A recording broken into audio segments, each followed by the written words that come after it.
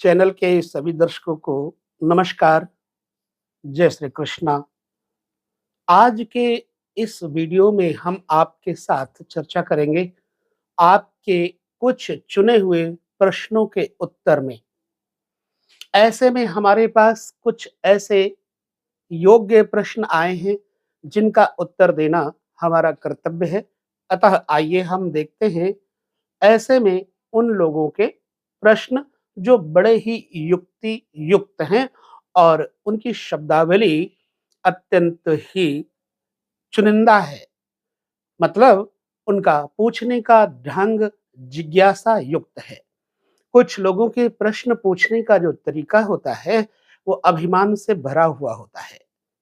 ज्ञान और अभिमान दोनों के साथ जब कोई प्रश्न करता है तो इसका मतलब है वो परीक्षा करना चाहता है। ज्योतिष अत्यंत गहरा विषय है, इसमें परीक्षा का कोई प्रश्न नहीं। ऐसे में हमारे पास एक महोदय हैं जिन्होंने प्रश्न किया है और उनका नाम मैं लेना चाहूँगा। गुरुदेव प्रणाम, मैंने 2 बार प्रश्न किया लेकिन उत्तर नहीं मिला और पहले दे दिया गया, आज के वीडियो में आपने कहा है पर नहीं दिया गया जवाब। आपसे अनुरोध है मार्गदर्शन करें और जिससे जीवन में सफलता मिल सके। प्रश्न था, मेरा नाम ललित है, भीलवाड़ा से हूँ, मकर लग्न की कुंडली है। ठीक है, मकर लग्न की कुंडली में आपका केतु बैठा हुआ है लग्न में। ठीक है, और चौथे मेष का चंद्रमा अश्विनी नक्षत्र का है। अश्विनी नक्षत्र मूल में जन्म होता है। ठीक है, पंचम में वृषभ के शुक्र हैं, रोहिणी नक्षत्र। छठे मिथुन के सूर्य बुध अस्त हैं, मतलब सूर्य के साथ बुध हैं इसलिए बुध अस्त हैं, दोनों पुनर्वसु नक्षत्र में। सप्तम में कर्क के राहु हैं, अश्लेखा नक्षत्र में। अष्टम में गुरु शनि, गुरु पूर्वा फाल्गुनी नक्षत्र में, शनि उत्तरा फाल्गुनी नक्षत्र में। नवम में कन्या के मंगल, उत्तरा फाल्गुनी नक्षत्र में। मेरा प्रश्न है कि जब से मंगल की दशा लगी 2018 से, तब से ही सब काम बिल्कुल बंद हो गया, कर्ज हो गया, कुछ रास्ता नहीं दिख रहा है। 2025 तक है ये दशा। जब भी गोचर में राशि मेष में राहु आया तब से नुकसान किया है, जबकि शराब और प्रॉपर्टी के काम में चंद्रमा की दशा में पैसा कमाया। नुकसान मोटरसाइकिल शोरूम में खाया, बहुत ज्यादा, सब खत्म कर दिया। आप मार्गदर्शन करें, कृपा होगी। धन्यवाद। आपके प्रश्न का जो तरीका है अत्यंत विनम्रतापूर्ण है और हम आपके उस प्रश्न का उत्तर अपने विवेक के अनुसार, अनुभव के अनुसार आपको जरूर देंगे। आइए हम देखते हैं आपकी जन्म कुंडली में। जैसा कि आपने बताया लग्न में केतु है, केतु लग्न में है। अब यहां ध्यान देने की आवश्यकता है। लग्न हमेशा लग्न का कारक सूर्य होता है, यह तो आप जानते ही हैं। और जब लग्न में केतु आ जाता है तो किसी भी जातक के जन्म कुंडली में केतु दुष्प्रभाव दिखाता ही है। ठीक है, आपका यहां पर एक ध्यान देने की जरूरत है। जो आपका धनेश है वो है शनि, आपका लग्नेश है वो है शनि। जब धनेश और लग्नेश दोनों ही अष्टम में चले जाएं तो ऐसे व्यक्ति के अंदर क्या होता है, धन की कमी जीवन में आ जाती है। जबकि शनि धनेश लग्नेश होने पर अष्टम में सूर्य की राशि शत्रु राशि में बैठे हुए, अर्थात सूर्य को प्रभावित करते हैं। बेशक सूर्य छठे हैं, सूर्य पर दृष्टि नहीं है, परंतु यदि काल पुरुष की कुंडली के अनुसार देखा जाए तो पंचम भाव में सूर्य का प्रभाव प्रभुत्व रहता है। पुनः शनि की दृष्टि पंचम भाव में पड़ रही है, अर्थात काल पुरुष की कुंडली के अनुसार शनि सूर्य के ऊपर अपनी दृष्टि डाल रहे हैं। कहीं ना कहीं सूर्य के अधिष्ठान पंचम भाव को प्रभावित करते हैं। दूसरी बात, पंचम भाव देवगुरु बृहस्पति भी वहां का कारक बन जाते हैं। धन का कारक, पंचम का कारक, नवम, एकादश, दसम स्थान पे देवगुरु बृहस्पति की प्रॉपर्टी कही गई है।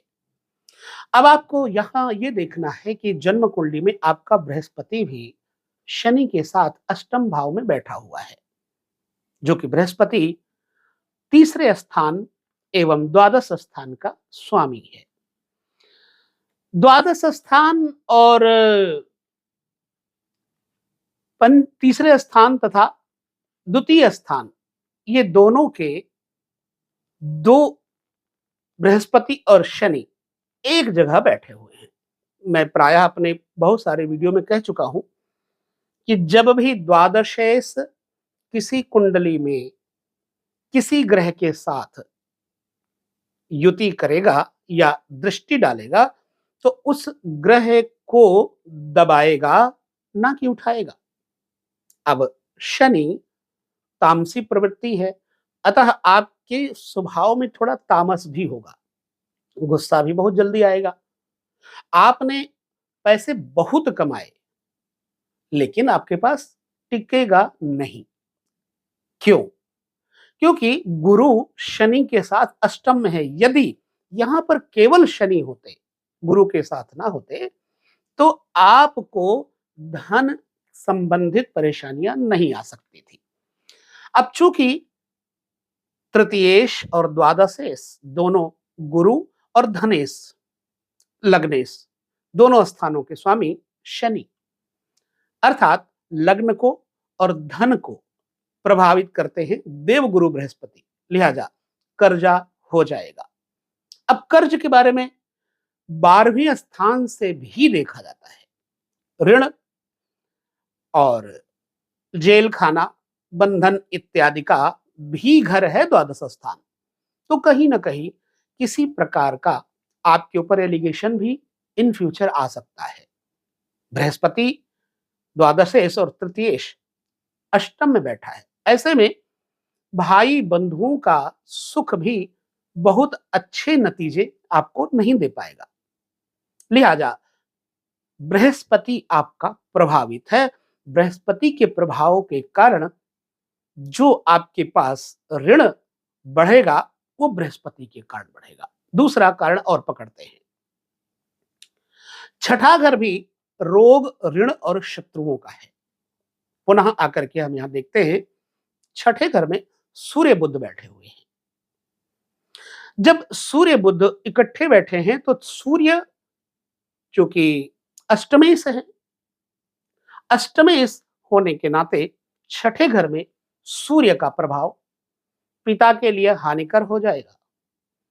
ननिहाल पक्ष से कुछ हद तक आपको अपने रिश्ते कायम रखने चाहिए, मतलब मामा से, छोटे मामा से विशेष तौर से आपको संबंध मधुर रखने चाहिए ताकि आपके ऊपर ऋण, रोग आदि का आक्रमण ना हो। चलिए, अब सूर्य के साथ बुध जो कि भाग्येश भी हैं और पुनः षष्ठेश भी हैं। जब भाग्येश और षष्ठेश दोनों की युति छठे स्थान में हो जाए तो ऐसा जातक बुद्धिमान होगा, उसके अंदर बोलने की, समझने की बड़ी अच्छी योग्यता होगी, समाज में उसका प्रतिष्ठित वर्गों में नाम होगा, किंतु आंतरिक खोखलापन देने में यहां पर पुनः सूर्य पीछे नहीं रहेंगे। अब आपका बृहस्पति तो प्रभावित था ही, पुनः आपका सूर्य भी प्रभावित हो गया। आप अपने कमेंट में जरूर बताएंगे कि आपके पिताजी की क्या स्थिति है। हालांकि पिताजी बहुत उच्च स्तर के, धनाढ्य प्रवृत्ति के, राज काज करने वाले, धन संपत्ति से युक्त, पुत्र के प्रति अपना बड़ा अच्छा उत्तरदायित्व उन्होंने निर्वाह किया होगा। मेरा ऐसा मानना है। अपूर्व धन संपत्ति कमाते हैं, कमाएँगे, परंतु पुनः जब शनि की दृष्टि पितृभाव, व्यवसाय भाव के स्वामी शुक्र के ऊपर जब पड़ेगी, तो पिता का स्वास्थ्य और आपका व्यवसाय दोनों बाधित होंगे। इसलिए बृहस्पति भी प्रभावित हो गए, सूर्य भी प्रभावित हो गए। पुनः शनि की दृष्टि, चूंकि शुक्र मित्र है, नो डाउट शनि के मित्र हैं शुक्र, परंतु जब वहां पर शुक्र पंचम में बैठते हैं, तो पंचम में कारक स्तर पे शुक्र हैं, इसलिए आपके जीवन में राज वैभव प्रदर्शित होगा। आपके पास धन, संपत्ति, यश, कीर्ति ऊपर से बहुत अच्छे से दिखेगी, परंतु आंतरिक वेदना, आंतरिक कमजोरी यह अवश्य देगा। पुनः आपके पेट को, दांत को, आंत को प्रभावित करेंगे। बुध सूर्य इकट्ठे छठे घर में बैठे और भाग्य को भी प्रभावित करेंगे। चलिए, ये बात हो गई। शनि, गुरु, सूर्य, बुध इत्यादि पे चर्चा हमने की और शुक्र पर भी चर्चा की। बेशक पंचम भाव में शुक्र बैठे हैं, लेकिन वहां के कारक चूंकि देव गुरु बृहस्पति है, इसलिए जब भी आप किसी धातु का काम करेंगे तो आपको नुकसान होगा। पुनः शुक्र आपके अच्छे हैं, लोहे का काम आपको बहुत ज्यादा लाभ नहीं देगा, लेकिन जलीय, सूत्र का, रुई का, कॉस्मेटिक्स का और रजोगुड़ी काम धंधों का जो स्तर है वो बढ़िया होगा। पानी का काम, शराब का काम, इनसे आपको लाभ जरूर मिलेगा। तो मैं आपको ये कहना चाहूंगा कि आप धातुओं के काम से अपने आप को बिल्कुल परे रखें, धातुओं का काम ना करें, क्योंकि धातु वर्ग जो शनि है वो अष्टम में बैठे हुए आपके अकारक बन रहे हैं। ये मेरा अपना जो अनुभव है वो मैं आपके साथ शेयर कर रहा हूं। संभवतः आपके जन्म कुंडली में 2 संतानों का योग भी बनता है।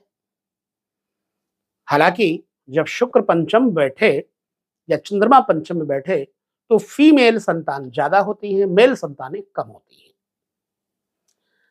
तो ऐसे में 2 पुत्री और 1 पुत्र भी संभव है, अन्यथा केवल 2 पुत्रियों का योग बनता है। चलिए, अब हम मंगल के ऊपर एक दृष्टि डाल लेते हैं। मंगल आपका एकादशेश भी है, 11वें घर का स्वामी भी है, चौथे घर का स्वामी भी है। चौथे घर का स्वामी मंगल अपने शत्रु राशि कन्या में स्थित है, 9वें घर में, 9th हाउस में। अतः भाग्य भाव में एकादशेश और द्वितीयेश यानी लाभेश और सुखेश बैठ करके भी आपको कोई लाभ नहीं दे पाएंगे। क्यों? क्योंकि इनकी चतुर्थ दृष्टि व्यय भाव पे पड़ रही है और अष्टम दृष्टि पुनः सुख भाव में पड़ रही है। ऐसे में मंगल जो धातु का कोई प्रतिफल अच्छा नहीं देंगे। जमीन, जायदाद, प्रॉपर्टी के काम से आपको लाभ बेशक मिल सकता था, लेकिन धातुओं के काम से आपको लाभ नहीं मिल सकता। कारण यह है कि मंगल यहां पर 9th भाव में यानी भाग्य भाव में बुध की राशि अर्थात शत्रु राशि में बैठ करके बुध वाणी, व्यापार का कारक भी है, इसलिए वाणी और व्यापार को नुकसान पहुंचाएंगे। और वाणी के साथ साथ बुध जो देखा जाए जन्म कुंडली में, काल पुरुष की कुंडली है उसमें धन का कारक भी बुध बन जाते हैं। अतः ऐसे में बुध भी प्रभावित हो जाते हैं, लिहाजा अपनी वाणी पे संयम रखें। अब हम चलते हैं उपाय की तरफ। मंगल की दशा आपको फायदा कब करेगी? यदि आप मंगल की अच्छे से शांति करवा लें तो आपको मंगल से लाभ होगा। दूसरा, बृहस्पति का उपाय आपको करना चाहिए। अब दो ग्रहों का उपाय हम आपको पहले बता देते हैं। मंगल का उपाय यह है, मंगलवार के दिन यदि आपके बड़े भाई हैं कोई, तो उनके पैर छुएं, उनको मांगलिक वस्तुएं भेंट में अर्पित करें। मांगलिक वस्तुएं कुछ भी आप उन्हें भेंट करें, वस्त्र हो गया, मीठा हो गया, ठीक है, लाल कलर से संबंधित भेंट करें। फिर गुड़ की बनी हुई खीर कम से कम 7 मंगलवार गाय को खिलाएं। पुनः अगर मां का स्वास्थ्य अच्छा नहीं है तो इस उपाय से मां का स्वास्थ्य भी अच्छा हो जाएगा।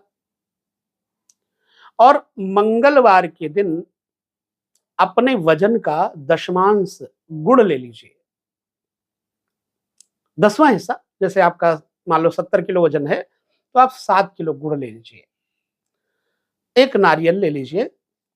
गुड़ 7 किलो और मतलब 10वां हिस्सा, और नारियल उस पे अपने जितनी लंबाई आपकी है उतने लेंथ के 7 गुना करके सूत्र लाल रंग का उस नारियल पर बांध दीजिए।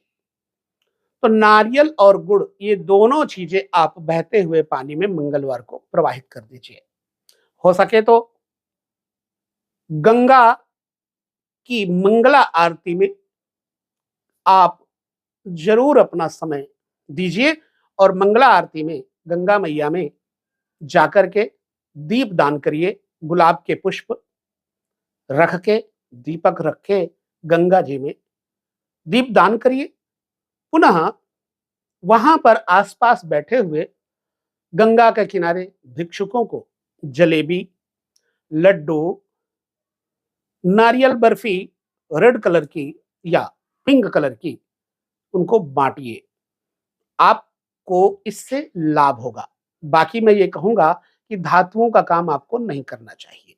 अब यहां एक बात ध्यान और देना है, रत्नों के ऊपर हम चलते हैं। आपका लग्न है मकर, मकर का स्वामी शनि है, अष्टम में शनि बैठ गए। अब धातुओं का काम लाभ कैसे देगा? उसके लिए आपको उपचार करना चाहिए। आपको चाहिए चांदी का हाथी ले लीजिए, छोटा सा चांदी का हाथी बनवा लीजिए, या फिर स्वास्तिक ले लीजिए और उस स्वास्तिक में नीलम नहीं, नीले कलर के 4 पत्थर छोटे छोटे स्वास्तिक में लगवा लीजिए, अपने गले में धारण कर लीजिए। उपाय नंबर 3, गुड़ और खीर इत्यादि बताने के बाद श्रृंखला में आते हैं। उपाय नंबर 3, नाव की कील का छल्ला राइट हैंड की बड़ी उंगली में आप धारण कर लीजिए। शनिवार के दिन पहनना है। ये आपके धातुओं के व्यापार को ठीक करने के लिए है। मंगल का उपाय आपके जीवन में सुख समृद्धि जो दशा चल रही है उसके लिए है, लाने का योग बनाएगा। अब देवगुरु बृहस्पति को कैसे ठीक किया जाए, उसके लिए शिखा भाग में पहली बात, केसर का और हल्दी का तिलक शिखा के जहां ब्रह्मरंध्र है वहां पर तिलक अवश्य लगाएं। 43 डेज, 43 दिन बृहस्पतिवार से शुरू करके केसर और हल्दी का मिश्रण करके तिलक धारण करें। और बृहस्पति के लिए ही किसी ब्राह्मण के द्वारा देवगुरु बृहस्पति भगवान विष्णु की उपासना से प्रसन्न होते हैं। है तो भगवान ही सब जगह पर, श्री हरि विष्णु ही। तो ऐसे में देवगुरु बृहस्पति के लिए विष्णु सहस्त्र नाम का पाठ कम से कम जितना हो सके वैसे 108 विष्णु सहस्त्र नाम का पाठ आप करवाएं, ताकि आपका देवगुरु बृहस्पति आपको धन संपत्ति वैभव से युक्त कर सके। ठीक है, बाकी जो आपने ग्रहों की युति, ग्रहों की स्थिति बताई है वो अच्छी नहीं है। अब सूर्य बुध जो इकट्ठे बैठे हैं, यहां पर ये जब उपाय करेंगे भगवान श्री हरि विष्णु का, तो इससे सूर्य भी अच्छे हो जाएंगे। और बुध को भगवान विष्णु कहा गया है, इससे बुध भी आपका अच्छा हो जाएगा। बाकी शुक्र आपके कारक है, लिहाजा शुक्र के उपाय की आवश्यकता नहीं है। फिर भी मैं कहूंगा रत्न धारण करने के लिए आप एक अच्छी क्वालिटी का फायर एप्पल ले लीजिए, दाहिने हाथ की तर्जनी उंगली में शुक्रवार के दिन चांदी में धारण कर लीजिए, वजन का 10वां हिस्सा। तो ये कुंडली में जो आपके बुरे ग्रह, बुरा योग है, वो अच्छी तरफ जीवन के नैया को ले जाएगा। ये मेरा जो उपाय है, आपको यदि अच्छा लगता है तो अवश्य करें। बाकी लोगों के प्रश्नों का उत्तर, चूंकि वीडियो इतना बड़ा हो गया है, देना इतने बड़े वीडियो को बनाने का मतलब है असंभव है, लेकिन फिर भी मैं एक दो लोगों के प्रश्नों को जरूर पढ़ लेता हूं। ठीक है, उनका उत्तर देने का प्रयास करता हूं। तो भैया, आपके बारे में जो भीलवाड़ा से लिखा था उसका उत्तर मैंने दिया। आप कहां तक इससे सहमत हैं, हमें जरूर बताएं। अब यहां पर अतुल कुमार लिखते हैं, फर्जी बाबा, मेरा 9th हाउस लॉर्ड शुक्र 12th हाउस में है बुध के साथ। अतुल कुमार, जो आपकी टिप्पणी है इतनी अभद्र है, क्या बताऊं। ऐसी अभद्र टिप्पणी करने वालों को तो कुछ भी नहीं बताना चाहिए। फर्जी बाबा, पहली बात तो मैं बाबा हूं ही नहीं, मैं तो एक गृहस्थ हूं। और जो तुम जैसे लड़के हैं ना, उनको पढ़ा करके मैं भेज देता हूं, दोबारा मुड़ करके वो आज करोड़पति बने हुए हैं, और मैं उनसे मुलाकात भी नहीं करता हूं। तो फर्जी बाबा की बात पे जो तुमने लिखा, असभ्यता का, असंस्कार का, ठीक है, अमर्यादा का प्रतीक है, लिहाजा यह वाणी छोड़ दो। और बाकी और कई लोगों ने प्रश्न किए हैं। गुरुदेव चरण स्पर्श एक वीडियो लगन और द्वादश भाव के स्वामी की युक्ति व धन भाव तथा द्वादश भाव की युक्ति पर भी वीडियो बनाने की कृपा करें। ये लिखा है ललित किशोर मेवाड़ा। ललित किशोर जी, हमने पहले तो वीडियो बनाए हुए हैं, द्वादशेश के ऊपर, लग्नेश के ऊपर, आप उन्हें देख लीजिएगा। और फिर आपने कहा है धन भाव और द्वादश की युक्ति पर भी, वो भी मैंने बना करके वीडियो रखा हुआ है, आप जाकर के देख सकते हैं। राम कुमार जी, सादर प्रणाम आचार्य जी, बहुत बहुत आशीर्वाद। फिर रमेश चंद्र, बहुत सरल ढंग से आपने अष्टम और द्वादश की युति को समझाया है, धन्यवाद, आभार। आपका अमूल्य समय जो वीडियो में दिया उसके लिए आपको भी मैं आभार व्यक्त करता हूं। अब एक है प्रतिमा पवार, इन्होंने लिखा है बकवास है। मैंने क्या लिखा था, कौन सी वीडियो बनाई थी, आपसी संबंध, षष्ठ द्वादश युति और चरित्र दोष। अब प्रतिमा पवार क्या लिखती है जरा देखिए।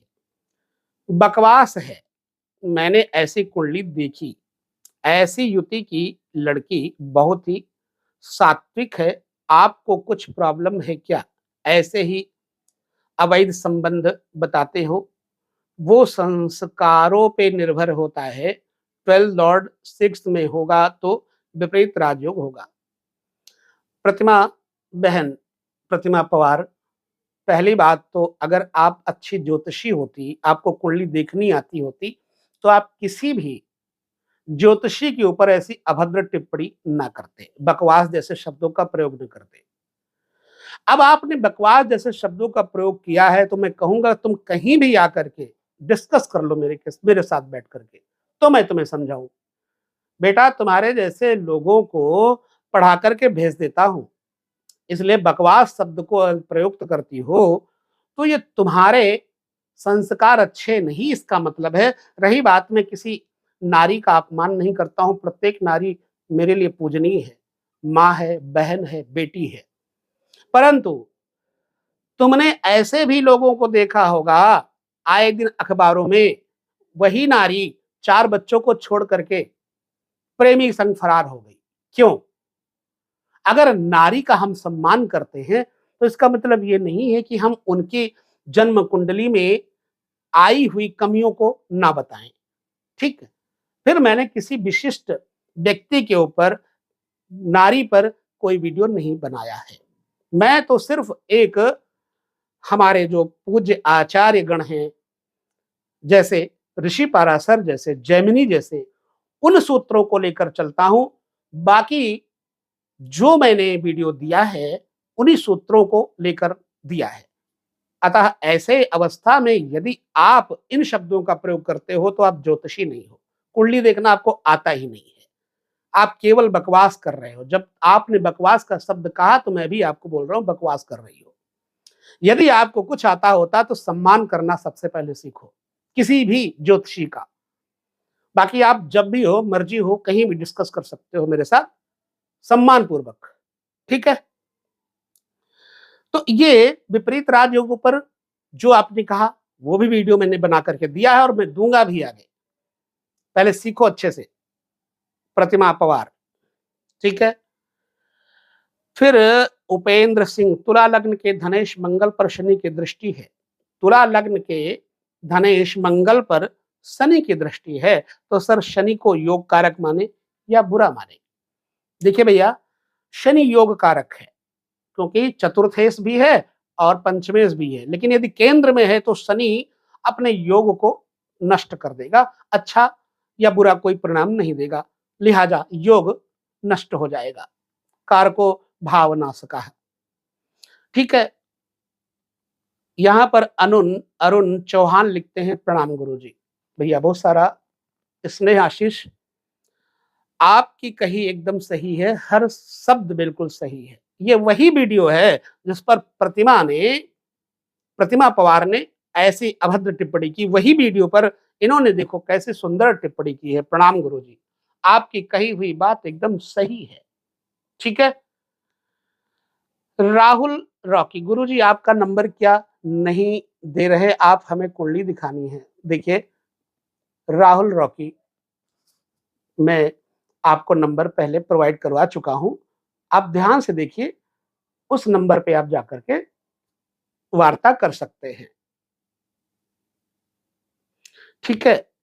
अब ब्रजेंद्र कुमार श्रीवास्तव, कृपया करके ज्योतिष के संबंध सही जानकारी दें।